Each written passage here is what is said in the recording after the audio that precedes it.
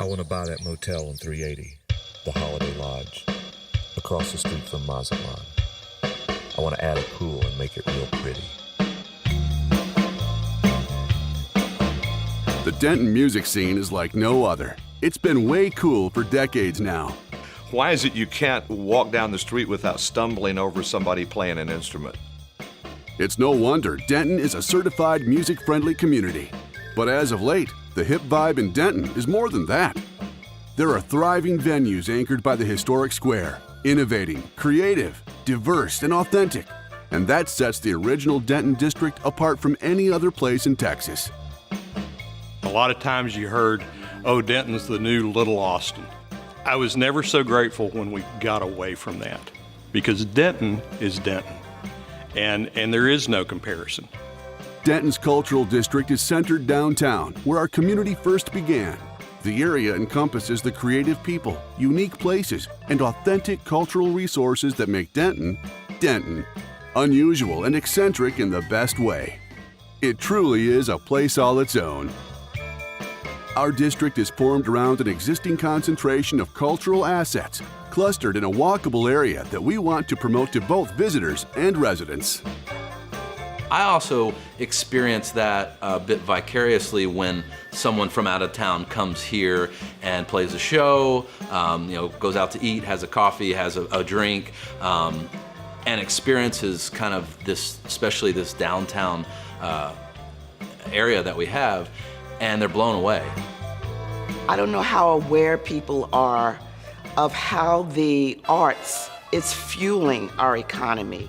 When you have in any community where art is featured, you're improving the quality of life for its residents. They have a place to go, that children are exposed to art, they can see their own possibilities. The arts here make all the difference in the world. We have to recognize the value of the creative economy as an integral part of Denton's overall business community. That creativity was on display with 2 unique art pieces. We simply asked people to show us what they loved about Denton. Those artists showed us what we already knew to be true. We may be a little odd, but we wouldn't have it any other way. And so it's called Band on the Run, and it's supposed to be kind of this story of these 2 people that are just kind of on the run from somebody, and you don't really know, they still have their instruments on their back. I feel like I'm most often encouraged by fellow artists, but inspired by people that probably wouldn't consider themselves artists. And so I think that's what's cool, again, about Denton, is the interaction, that's possible between maybe art appreciators and art creators.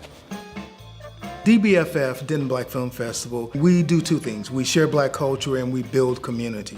I think it's really a perfect fit for the city of Denton, because what we try to do is really define what Black culture really is. What's important about Denton having a cultural district is because it represents the years of hard work with the city council, with the community as a whole, to really create a destination for the arts, a place where people can apply their craft. It really has created the fabric of this community and really given it its soul that makes Denton stand out. We've seen the wall, and it's a 91 feet long wall by 17 feet high. And that's not an opportunity you want to pass up as a visual artist. We kind of did some Denton history research and thought, let's just make it as weird as possible, and that seemed to work. Denton really encourages people to let their freak flag fly, and it has always. But the level of just sheer musicianship in this town is something that should just absolutely be worshiped. That people have access to, honestly, some of the best musicians they will ever hear just by walking down the street on a nightly basis. This isn't normal. This is not normal, and that needs to be encouraged and nourished and protected.